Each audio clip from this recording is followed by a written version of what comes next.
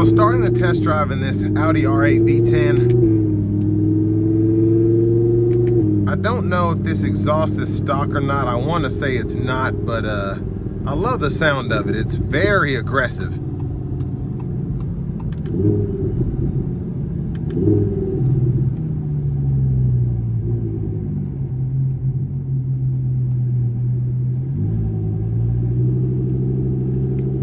Now with this having a double clutch,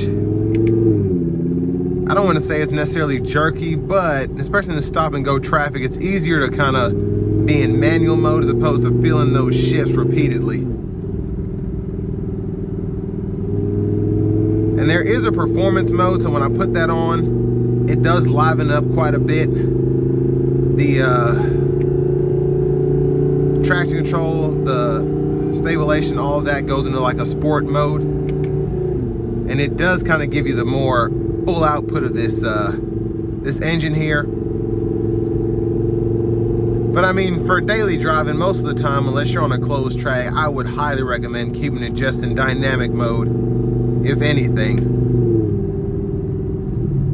But with the drive select, you do have the individual mode that you can set up, which is nice. The comfort mode, which I don't know how comfortable it would make this car, but it would probably just lighten everything up in terms of the steering feel and the throttle response. But it's still a V10 supercar, so to the average person, it's still gonna be crazy and crazy.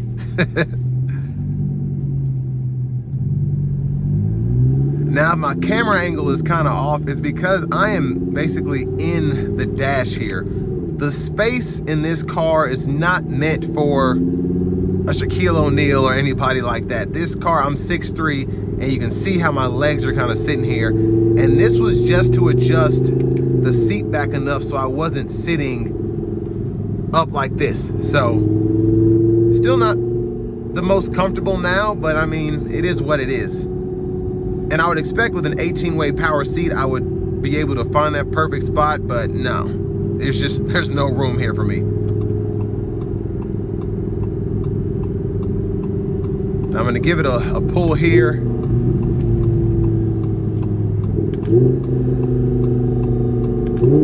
Of course, the truck behind me is on my rear end, but I'm gonna give it something. Here we go.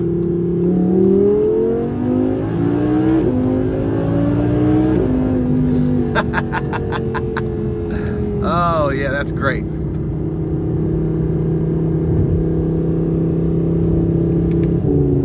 Yeah, that is fantastic.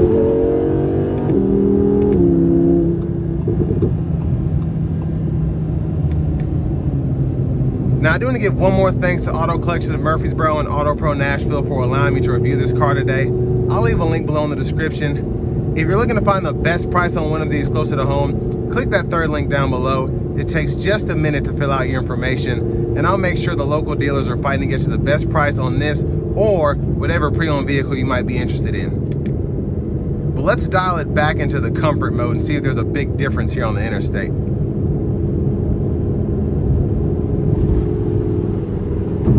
So ride's still relatively stiff. I'm basically dragging the interstate with how low this car sets.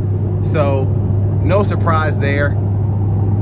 But you know, it does have more of a subtle feel to it in terms of the steering dynamics. Still really stiff, which I like, but you can tell there's a difference.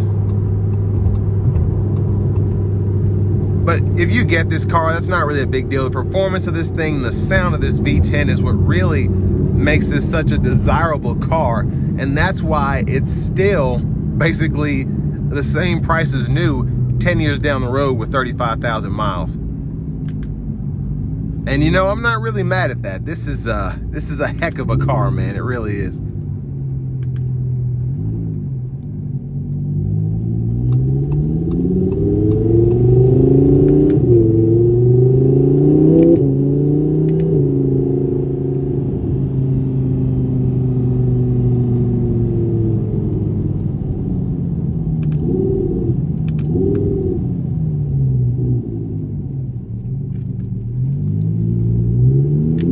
Now, in terms of what you get for the money here, I mean, it's a supercar. It really is. It's in that realm. It is, the sound is incredible.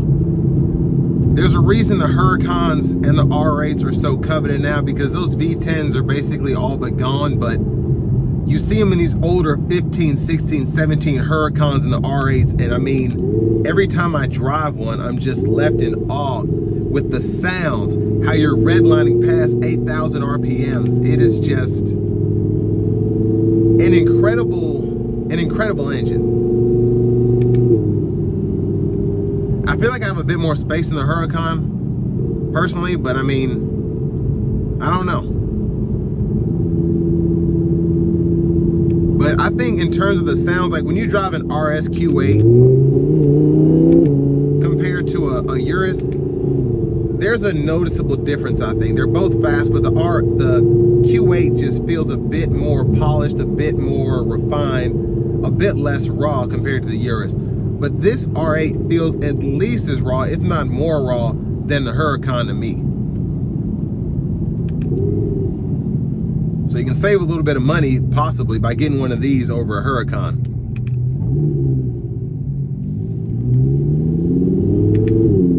But if you're skeptical about buying one of these, don't be, unless you're my size or taller, because again, I can't get the seat right. My back is pretty much hurting right now. But other than that, I mean, this car is a 10 out of 10 for me. Love the infotainment and the gauge cluster. Didn't think I'd be feeling that at first, but it's you know, enough storage in here for me if I'm gonna have this car. It's a great looking car. Inside, it feels like a supercar. The cockpit is amazing. And I mean, gosh, it's just, for the sound, the performance, I might be willing to let my back break while sitting in the seat. And all that being said, this will bring me to the end of my review of this 2017 Audi R8 V10 Plus.